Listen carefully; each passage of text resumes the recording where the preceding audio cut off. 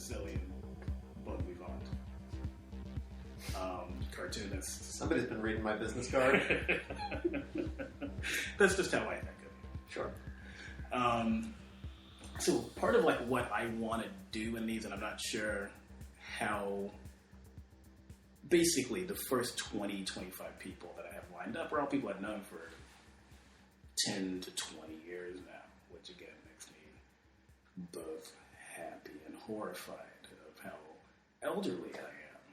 So much happiness at our age comes with horrification as well. But I want to like do the whole like, how do we know each other? Okay. Yeah, and so to my recollection, and my recollection isn't great because I remember telling Brandon, who's like one of my best friends, I'm like, I remember meeting you in 1994. You were doing an impression of Tom Kenny on The Edge, doing an impression of what was that Tom Hanks movie at the time where he was Forrest Gump? Okay, yeah, I've never seen it, but I was just like, you were doing an impression of Tom Kenny doing an impression of Forrest Gump in Pulp Fiction, and he was just like, I only know who Tom Kenny is in the last couple of years because my kids watched SpongeBob SquarePants, and I didn't see Pulp Fiction until years later. So all of that is impossible. So it's great to know that my recollection is so spot on. The first time I remember meeting you was at Comic Relief. I walked in with Matt at closing time, and we were talking to Rory. And I remember, like, you were counting out the drawer. That's all I remember. And then, like, weeks later, like, I ran into you later. I think I maybe hung out with you and Matt a couple of times, and then, like, maybe a few weeks, couple of months later, like, we had lunch at Bongo Burger. What's your recollection? Also, there were gallons of booze. Could you call me a bon vivant again? Yes. Geoff Vasile. Jeffrey Charles Vasile. Jeffrey Charles Vasile. Bon vivant. And it's the same. How does it fit? I have self-referred any number of times. I think it might even say that in my Instagram bio right now. Bon vivant. Bon vivant, yeah. I've used that and gadfly interchangeably over the years. They're kind of two sides of the same coin. Yeah. Yeah. Because I mean, you're doing your best on either side, the positive or the negative, to not be a shit hook, but engage in your practice. So you're a bon vivant. You're not a fucking dick. You're not a douchebag. You're a bon vivant. Mm-hmm. You're living life well. Yeah. If you're a gadfly, oh, you scamp. But I may have aged out of scamp, but a gadfly. A gadfly is just a full-grown scamp. Exactly. A scamp is a larval gadfly. Exactly. That is the metamorphosis. Yeah. That is the progression. Yeah, you go into your velvet chrysalis and you emerge as with your custom, your monogrammed smoking jacket. Oh, I was thinking flats. Oh, I was thinking full on smoking jacket. Yeah. So, what is your recollection of like when we met? The earliest recollection I have is when we were at Matt's, one of Matt's little soirees, and I made the now infamous comment to you about your two-tone records tattoo, which I will not repeat here. I have no idea what you're talking about. You have no idea what I'm talking about? No. That's good. You know what? I'm glad. Okay. But that's the earliest memory I have of hanging out with you. But I know early on, working in Comic Relief, for those listening who may not know, Comic Relief was a decades-old comic book store in Berkeley run by the venerable comics magnate Rory Root. And is the rumor true that do you believe the rumor is true that the comics guy on The Simpsons is him?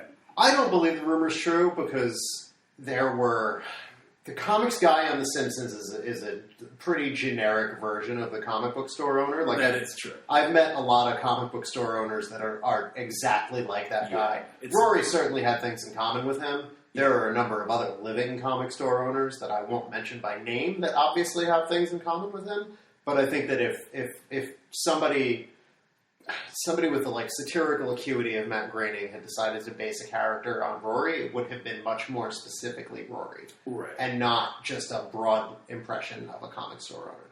How about the Ed Brubaker one? This is going back to when he was an indie guy. Oh, the shit from Low Life? Yes. Yeah, I don't know, because I'd heard a couple things. Apparently, he worked at Half Price Books too. Okay.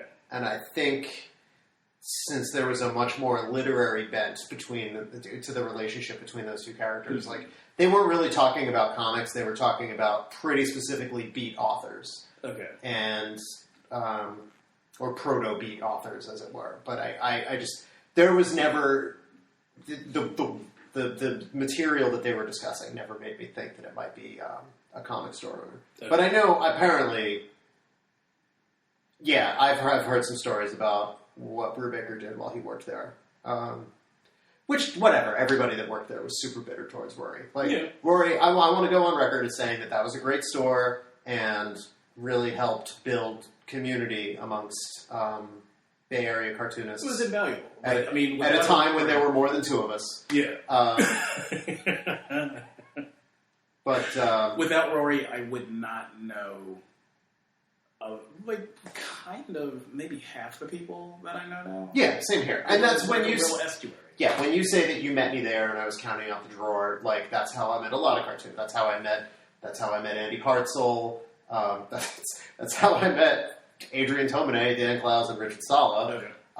That's how I met Joey Sayers, Eric Jones, and Landry Walker. I met through Comic Relief as well. So yeah, so you recall knowing me through that Comic Relief connection, yeah. regardless if it was counting out a drawer or like a comic salon or one of those things. Yeah.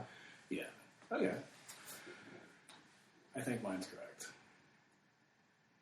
Yeah, I'm sure. And where are you from? New Jersey. A little town called Fairlawn. Okay.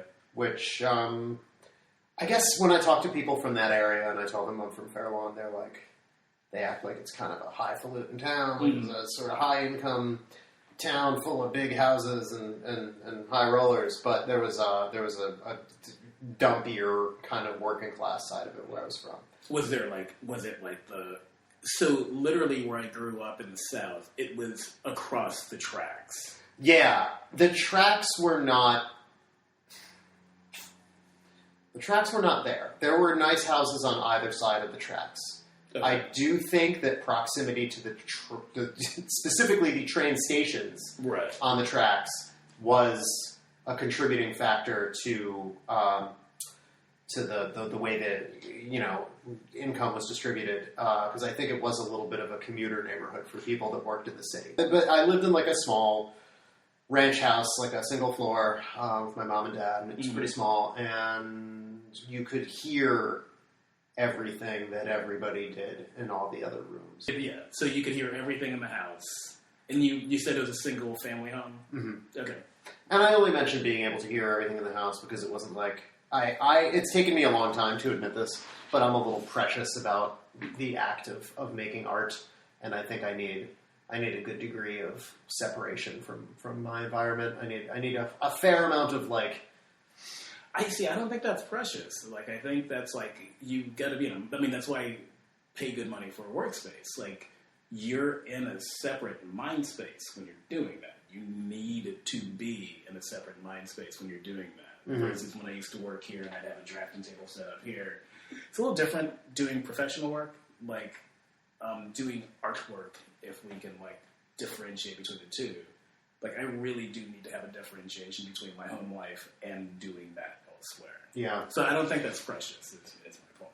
Well, I appreciate that. Because it's something I always felt guilty about. I kind of tie it into the concept of like, having character, where, like, you should be able to shrug it off if you're, like, mom walks in on you while you're drawing and nags you to mow the lawn later or do your laundry or some bullshit like that. Like, but I kind of grew up, it's not even a matter of my mom walking in or whatever, but just, like, somebody was always watching TV. I could always hear the TV. I could always hear, my mother was always on the phone. I could always hear that. I could hear my parents arguing all the time.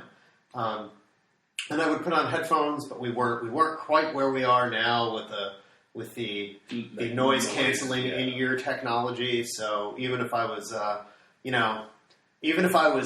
listening to Dokken at full blast while I was drawing Ninja Turtles comics, I could still hear my mom and dad arguing in the next room, or my dad watching the Yankees or whatever. Mm-hmm. So I think that there's an extent. This was when you chose not to join him watching the Yankees, because I know what a big sports fan you are. Avid sports fan. Yeah. And so that sort of informs the process, I guess. But it also makes working now where I work in the apartment where I live now, which is also where I make comics. My upstairs neighbor is insane and has a lot of arguments with the mother of his child, and there's always a fracas up there. So it's I guess I've never lived anywhere where I could make comics where I had absolute peace. And I guess I've kind of turned into one of those people that's more comfortable doing it in a coffee shop, depending on what kind of work I have to do. I have a much easier time writing. So, the other thing about you, in addition to being a cartoonist, you were a musician. Do you still consider yourself to be a musician?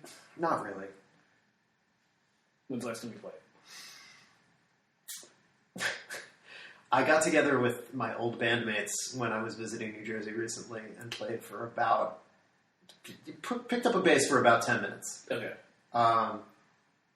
5 of which was spent figuring out how to work a bass again. And how long had it been? And I think that was the second time I have played with other people in 12 years. Oh, wow, that's a long time. Yeah, it's been a really long time. Yeah, I used to be a lot more serious about being a musician, and I think it's interesting.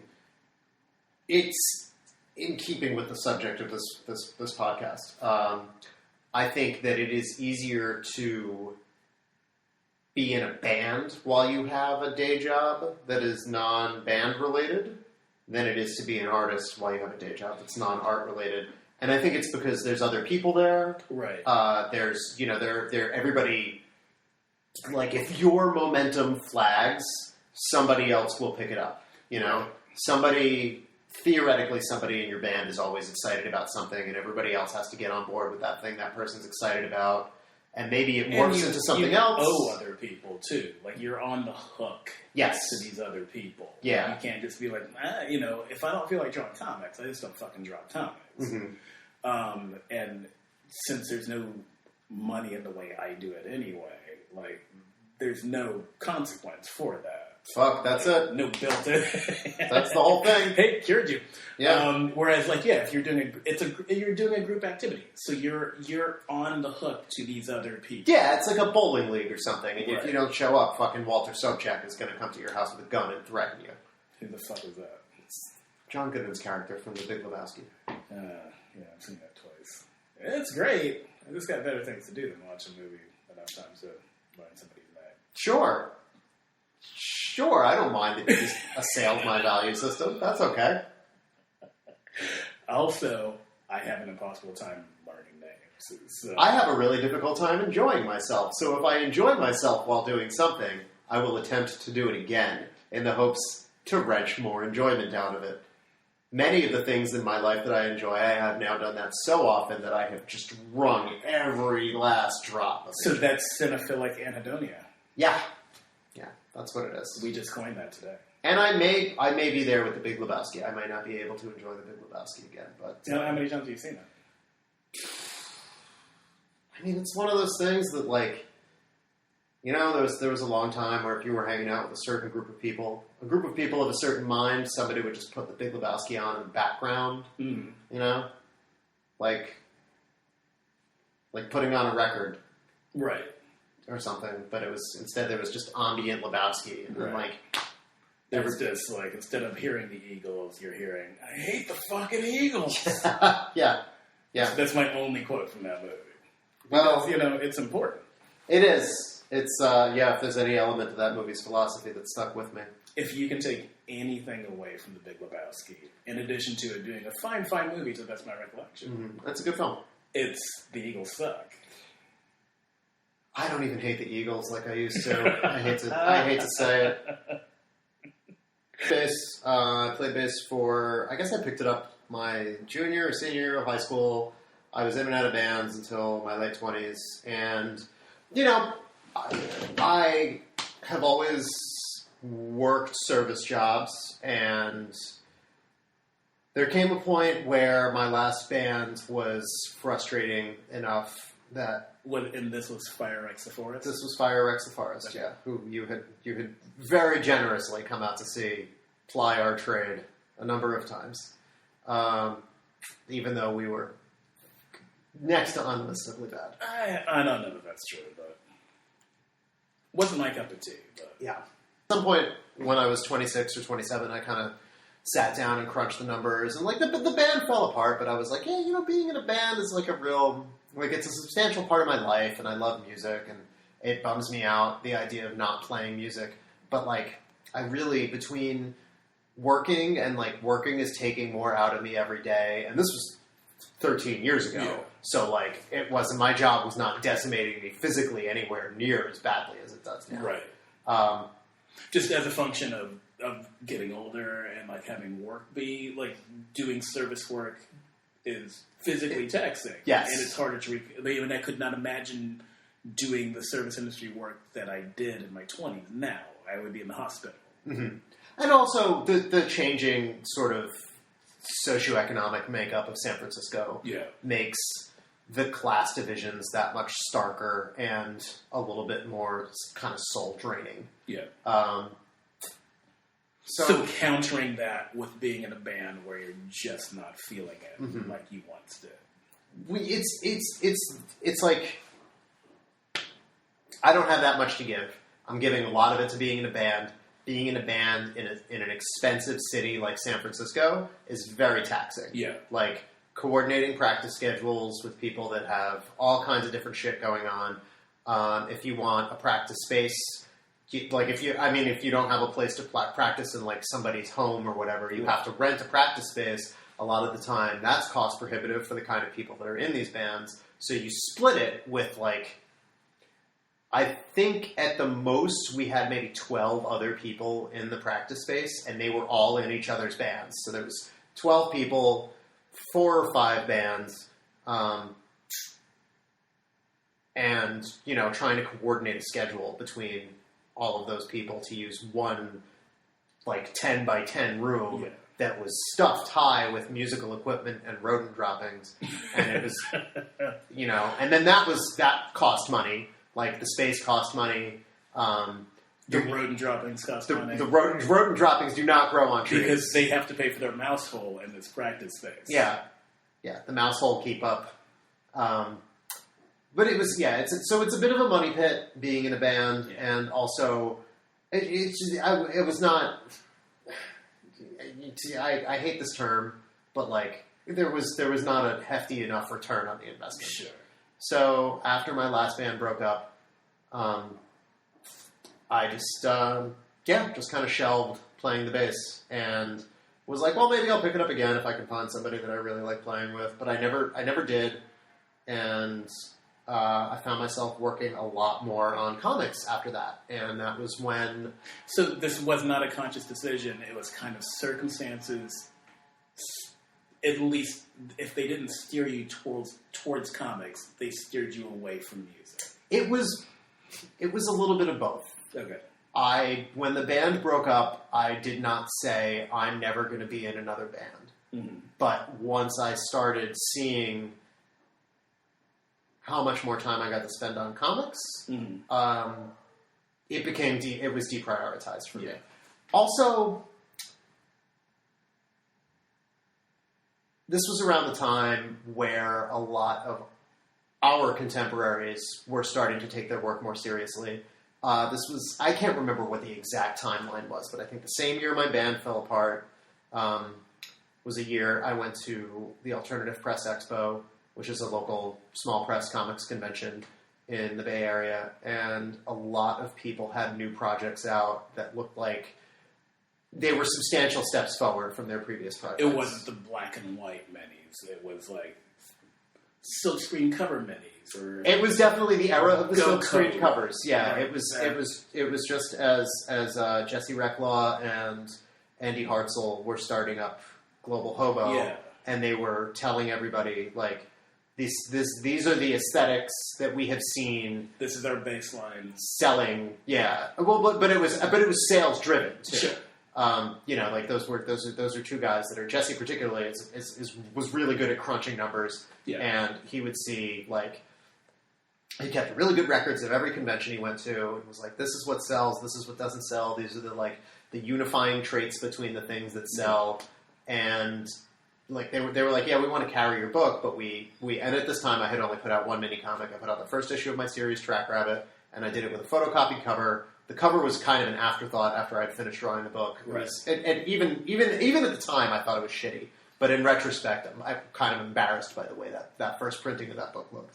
And Jesse was like, we want to carry this for this mini comics distributor that we're getting off the ground, but we wanted to have a silk screen cover. We want it to be smaller because those are qualities that we have seen driving up sales. Yeah. But anyway, I went like 2003, 2004. Yeah, right around that. Like, ballpark. So that was around, all these people had projects out that looked like that reflected this sort of aesthetic that Jesse and Andy were demanding of the things that they were carrying. Mm-hmm. And I was just bowled over, I think it's probably when Andy Hartzell had the first Fox Bunny Funny, and that looked, fucking Andy is just a colossal talent. The first drafts, like, versus the, it was a Drummond Quarterly that put that out, ultimately? No, it was Top Shelf. Top Shelf. Next to no editing between his drafts the mini comic was just, like, one of the best things that I'd ever seen. And he's got an incredible design sense, too. Yes. So the book looked fantastic. Yeah. And he was, the screen printing that he used to do, the stuff looked super labor-intensive. Yeah. And it was never off-register, No. It was always, like, perfect to the millimeter. His stuff looked great. Joey Sayers, I think, had just done my first book of birds, or maybe The Sky. But it was around when she was putting out, like, a lot of what I think of as, like, kind of her defining work. The work that sort of, like, most succinctly distilled her humor and her vision at the time. Absolutely, yes. And she was somebody that had asked me for my advice right after I put out Track Rabbit #1. And to see 3 or 4 years later that she was putting out this caliber of work, I was like, I got to get my shit together. Yeah. And I'm really looking forward to getting her on the mic because, like, I really want to talk to her about her journey through that work. I remember, this will be a whole other conversation, but I remember there was a drive and a fierce competition. Like, when we would do jam comics, like, she would be sitting there like we were doing, like, rap battles. Jamming with her, and she's just like, what do you got, Trumps? God. And, like...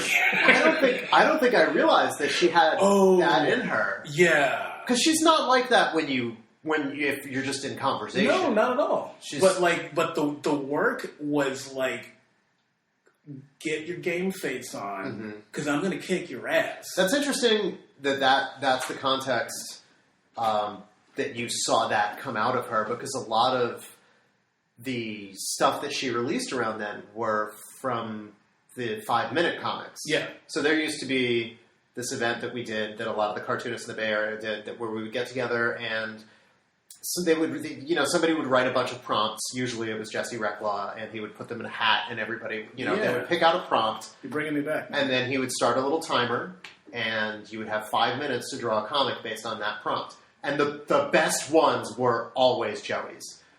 Hands down. And she wound up publishing a bunch of them. She did a book called Passing Periods that was all like 5-minute comics. And like, this is, you know, I'm terrible at writing for the comic strip format. Like 4 panels and a punchline. I don't agree that you're terrible at it. I think you're amazing at it. Nobody is Joey. But it takes, Joey's game was untouchable when it came to that shit. And she wound up, you know, it was publishable. It got it, and like that was the stuff that I think got her other work. I feel like that must have been what led to Mad, you know? Yeah. But to get back to your own work, so anyway, so I saw all these people putting out really good work, people that I had known for a long time, that were kind of leveling up. I hate that phrase, but you know. I know you hate that phrase. I hate it too. I have used a lot of phraseology that I find despicable now. Because, like, right now, like, that is my MO. Like, I am leveling up for what comes next. Because there's no pride in having street cred at 50. Yeah, fuck. Being stuck in your service job, there's no integrity in that either. I was training my replacement at the job that I'm quitting yesterday. And he was like, "Oh yeah, so what kind of art do you make?" Because I let fly that like this isn't the only thing I do. I don't just bring rich people pizza. I also bring them pasta. And he asked me what kind of art I make, and I was like, "Yeah, I make comics." And he was like, "Oh, do you do stuff where you draw on the computer?" And I was like, "No, I draw everything by hand." And he was like, "Oh, well, that's really that makes it even more impressive." And I was like, "Yeah, no, I wouldn't say it makes it more impressive. I would say it makes it slower and maybe dumber."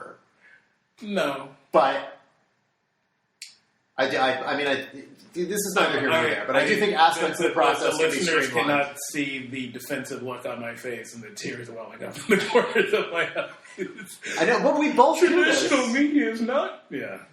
No, it's not dead. Like I would still draw. I want my work to be produced on paper, you know. But right. And I would still make. Well, work I just like mean that. like the means of like creating it. Like, and I've only very recently, because I see these incredible artists on Instagram, I've only very recently come around to like, yeah, fucking iPad's a tool, and it's in the right hands, and it's amazing. Oh yeah, for sure.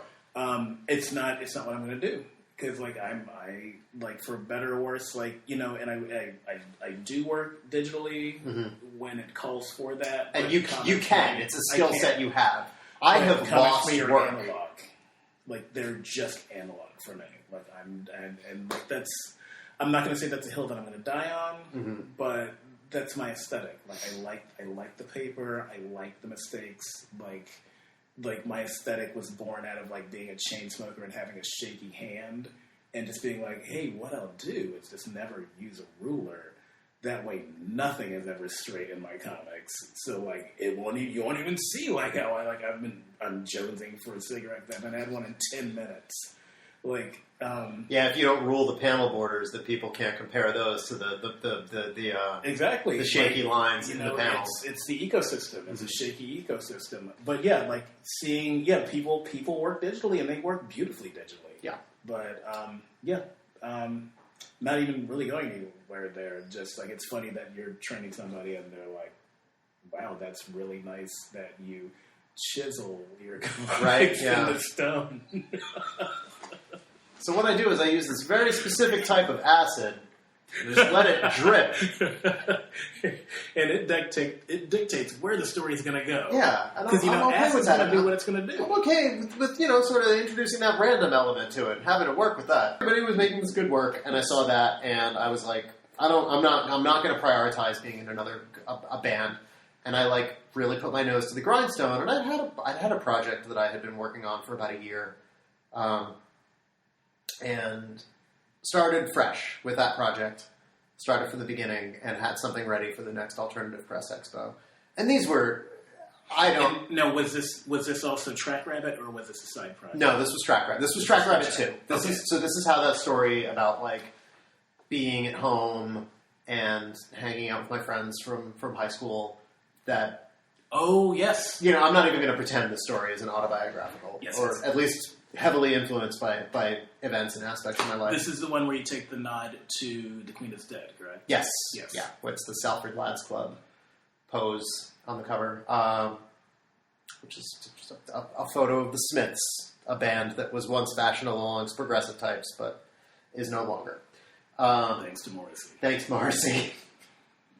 So, and then a year later I had that out, and but I also saw that like I was putting myself under a lot of stress to get this stuff done. I was making this work for a limited audience and a limited forum. I was making work specifically to be published as photocopies, basically. Photocopied interiors with a silkscreen cover, sold almost exclusively to shops that carried zines, as they were once called, and as they are now, I believe, called again, now that 90s subculture has become fashionable.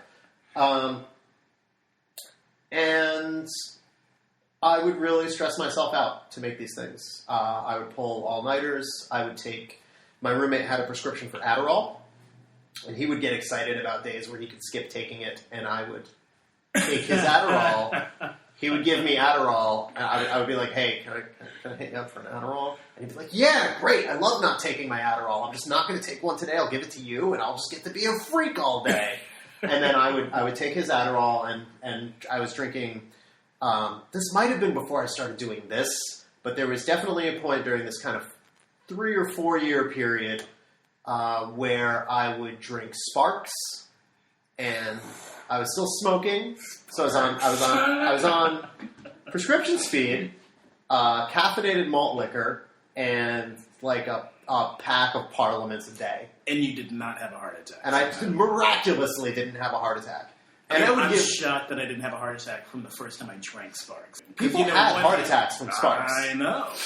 So you were doing the second Track Rabbit. So I was doing the second Track Rabbit. Very taxing and very time consuming. Yeah. And I wound up, I got nominated for an award for that book. Not a super prestigious award. It wasn't like the Golden Globes of comics or whatever, but I was nominated for an Ignatz Award for Best Mini Comic that year. See, I'd kill to get an Ignatz. I would kill to get the fucking Ignatz Award for Best Mini Comics. Yeah. And I'm 1,000 years old. So, I got nominated for an Ignatz Award, and then I was like doubly fired up to make my next book, and I made the next one in like record time. I've never put out a book as quickly as I did, from like conception to execution. I made the next book in like 7 months. Okay. And I'm still working a day job. I think this was when I was working at a fucking like crab place at Fisherman's Wharf. It was like professionally, it was the worst year of my life as a service industry denizen, because Fisherman's Wharf is a hellhole. The place where I was working was just a toxic, miserable little death trap. Just a tiny claustrophobic environment full of awful people. The clientele was awful. I'm assuming this is just chock full of tourists. Like, you're not even getting the shitty locals. You're getting people. It's like both. Euro trash. You're getting tourists, and then you're getting shitty locals who's like, because this has been a neighborhood institution, or rather a city institution. Like, all these places have been there on Fisherman's Wharf for, like a century, or whatever. So there's a handful of guys that think that they are these, like, that think of them as neighborhoody institutions. And maybe for them they are. I don't know, whatever. I don't want to fault you if this place that has been a constant in your life for decades, like, for not being able to see past that and go enjoy more, like, Michelin star rated haute cuisine in the more fashionable parts of the city. But the fact remains that the guys that were local that went there were, like, even bigger dicks. Yeah. And the money was pretty good, but you made all your money on volume. So it would mean that, like, you could sell, you could bring home $200, but that would mean that you sold, like, $5,000 worth of crab and frozen shrimp that day. Insane. Yeah, crazy. That's insane. And the whole operation was about getting as many people in there as possible. So they had, like, a guy in front of the restaurant that would scream at people, like a carnival barker trying to get people to come into the restaurant to, like, buy the food, which the crab was admittedly fresh. Like, I guess the crab was pretty good if you're into eating fucking bugs. It was good. But, like, a lot of their shit was... I miss my bug eating days. Like, since I quit smoking, I can't eat seafood anymore. Yeah, fuck a bug. You're not missing anything. Yeah. Bugs. Sure. They're not the pigs of the sea. That's true. I mean, shrimp's fine. Crab's fine. Fish I miss. I do miss sushi. I like eating fish. I like sushi a lot. I'm fucking... But I'm Sicilian, so I like swordfish and shit like that. I walrused it up for a long time. So don't shed a tear for me. No. You're good. You had a good run. A good fishy run. So I was working at this place and really, really burning the midnight oil to make comics. And this is on your 7-month turnaround for issue 3. Yeah. And what was the theme of issue 3? So issue 3 carried over some of the themes from issue 2, where there was like a lot of philandering and like shit talking between friends, and everybody was an asshole. So not at all autobiographical. It was less autobiographical than the first one. Informed more by what was going on around me in San Francisco. My roommate at the time, who was not, like, we weren't good buddies or whatever, but this one story I thought was really funny. And just to refresh my own memory, this is a story that has the girl, like, with the crazy eyes. Yeah. Who, my favorite line from that is, and I'm going to totally misquote it, is dating that girl is like having a job. Yes. Yeah. Yeah. Yeah. That has come back to me, not in dating, but like being friends with this person is like having a job. So I quit. Well, there are some aspects of the value system that I had at the time that I do not have a hold now. Certainly not. Yeah. If being friends with somebody is like having a job, that's on them. If dating somebody is like having a job, I don't know. I don't want to say it's that cut and dry, but like you should put some work into your relationships. Sure. I was not working crazy hours at the crab place. I could actually, because it was busy, I could make a living there working 3 days a week. Okay. Which was pretty good. That's pretty swell. Yeah. Yeah, it was all right. And I've been lucky. I've always lived in rent-controlled places. Yeah. Knock on that motherfucking wood. Yeah, right. So my overhead has not been super high, but yeah. So I guess that's probably how I got that book done so quickly. But I was still doing the same thing, and then like especially as it came down to crunch time, like so much Adderall, so much Sparks. I made a comic about this a couple months ago, sort of reminiscing about the heyday of my productivity and the potentially heart attack inducing shit that I was doing. It comes at such an extreme cost because like my most productive times have cost me like hey, look, man, this is great. I got like 2 comics out in a couple of months. Like one of them. That's insane. That's an insane level of and this is how you end up divorced. Yeah. And this is how you end up going. This is how you end up putting on like 20 pounds in a couple of months. Yeah. You're just like, all right, well, I gotta like sleep like 4 hours a night. So like, I don't have any time for exercise. I'm gonna drink a bunch of coffee. I'm gonna drink like a gallon of coffee a day. Mm-hmm. But to keep my hands from shaking more than they normally do, I'm also gonna drink 6 beers every night, like while I'm drawing. It's because you've been drinking beer that you put on weight when you do these things. I lose weight because I don't have time to eat, and I only drink fucking whiskey and tequila. So it's my bad for like drinking bread in a bottle. Now I just won't do it. As I say this now, I'm like, I need another period like this. I can stand to lose. I know you can't see me out there in podcast land, everybody, but I can definitely stand to lose 25, 30 pounds.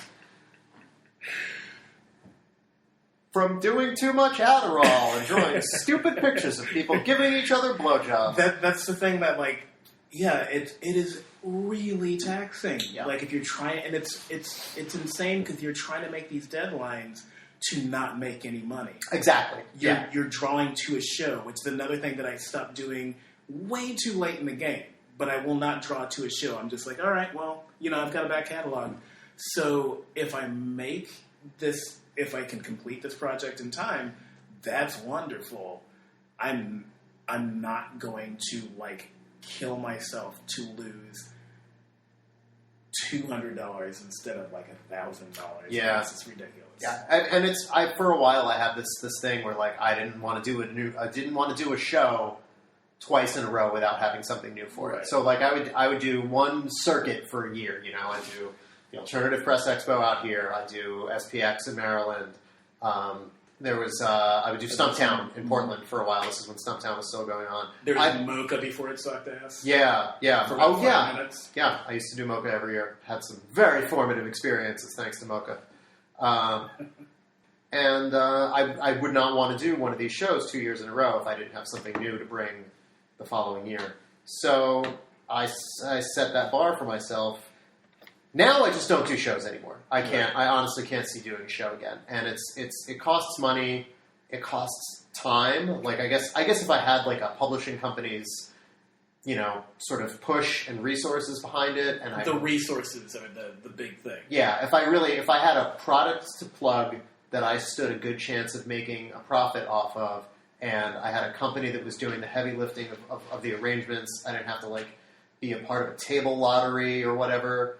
I would do it, but I'm not doing those shows anymore. I don't have the money to travel. It's as much fun as it is like getting drunk and hanging out with you.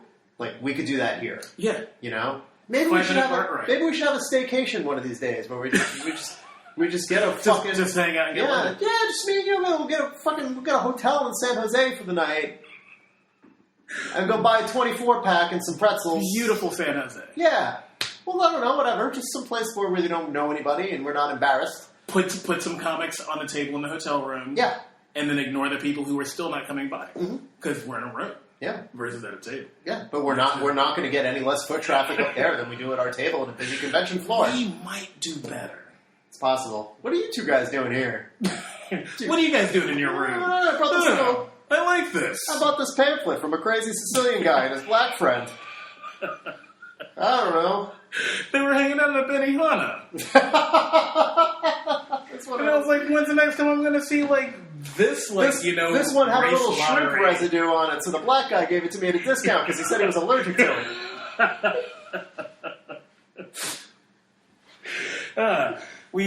I just got a cramp.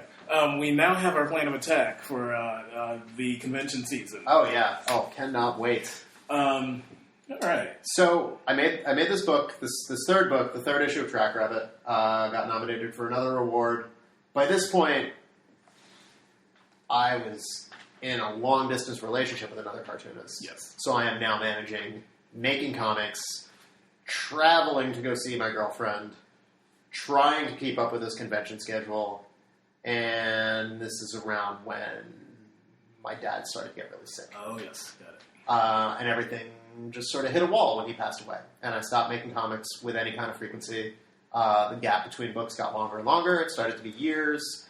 I was out of money from traveling back and forth to New Jersey to go hang out with my sick parents.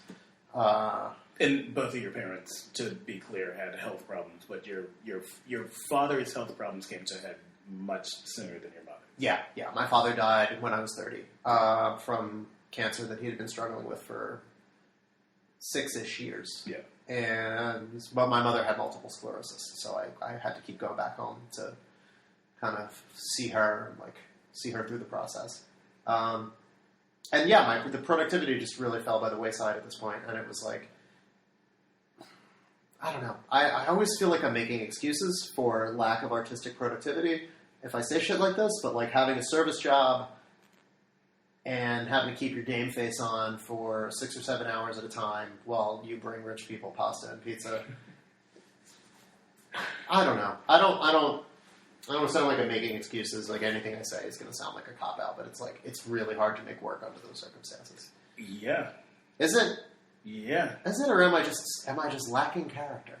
I don't know. No, because when you think about where both of us are at in this world that we've chosen for some reason, like when we've chosen to be cartoonists and we've chosen to continue to make work and we've chosen to like just continue down this road.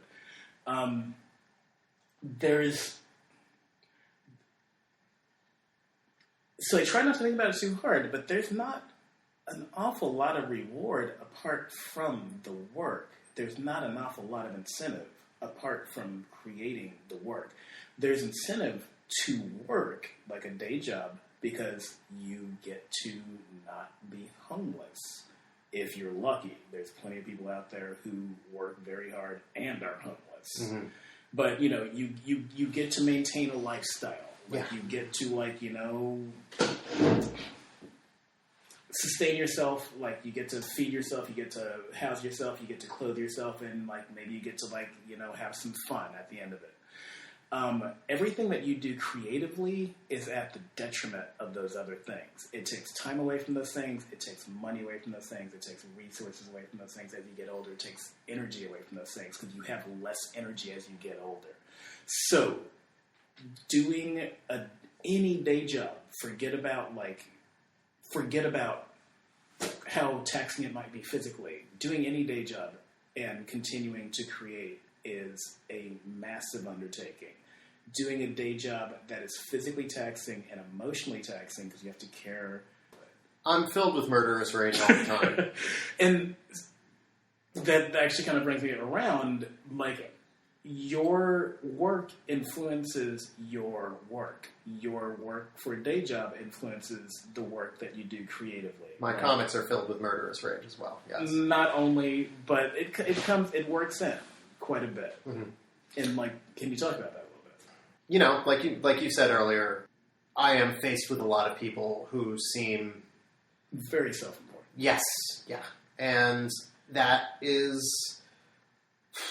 like the moral baseline I'm working with from in my own work, you know? Like, it is very difficult for me to write characters with sort of morally upstanding motivations. I'm assuming I write from a perspective where everybody is in it for themselves, right. And I don't want to assume that anybody's doing anything for the right reasons, or that there even necessarily are right reasons. I'm writing about, you know,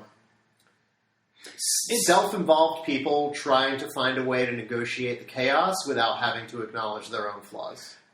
If I could point to something in which we cross over, it's that we both have slightly different flavors of nihilism that we explore. Mm-hmm. This Disney thing that we imagine everybody goes into life with. Like that, you know, we tell ourselves we're all egalitarian, we're all on the same level, and we're all in it together. And that's a lie. And Geoff and I know that. And we write about it. Geoff a lot more than I do. Like, a lot more clearly than I do. You don't address it. You address it more broadly. Yeah. Where I for me it's mine is a lot more philosophical, and yours has actual object lessons in nihilism. I think that's accurate. I think that you create a world. There's this, like,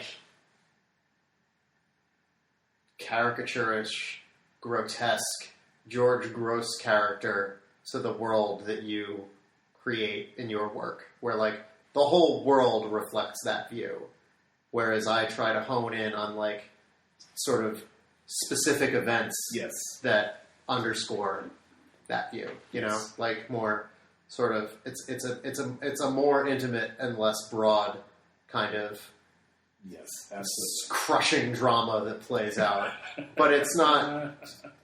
It's part of it is because it's what I know. It's influenced, and I know we have a lot of the same influences, but I think that, like, you know, there are certain cartoonists by whom we're both influenced, but you're influenced more by.